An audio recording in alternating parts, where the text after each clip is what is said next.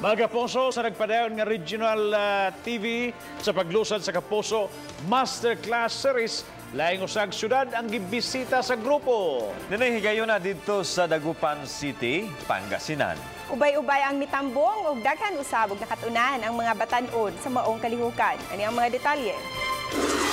Malampuson ang gipahigayon nga fifth leg sa Kapuso Campus Tour, the Regional Masterclass Series sa FINMA University of Pangasinan sa siyudad sa Dagupan.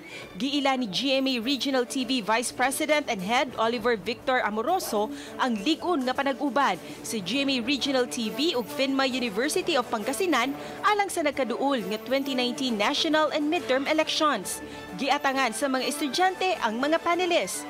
Gituki ni Senior Social Media Producer for GMA News Online Audrey Dumasian ang kamahinungdanon o katimely sa citizen journalism. Material, photo, videos taken by ordinary citizens, everyday people.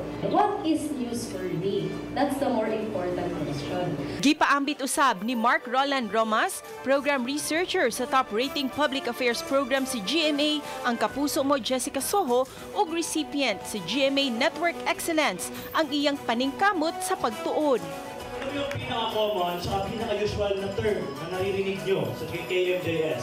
Hashtag? Alam na alam nyo. Hashtag di umano, or in English, allegedly. Mga angay sayran sa pagsuwat ug paghatod sa balita usab ang gihimug-atan ni unang hirit host ug 24 oras weekend anchor Ivan Mayrina.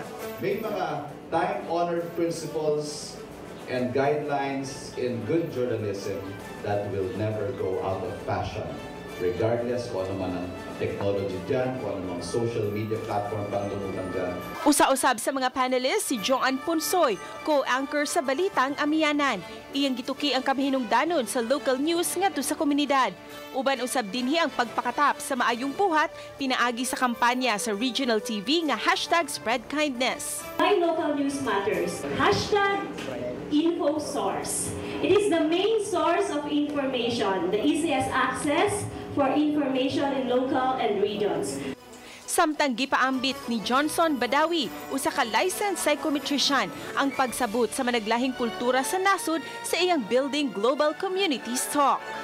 I know that I gain a lot of valuable lessons of independence, of sacrifice, of confidence, and show courage. Mga kabag-uhan sa teknolohiya sa paghatod sa balita ang gipaambit ni GMA News Senior News Producer ug Balitang Hali Anchor Rafi Tima sa iyang 360 journalism.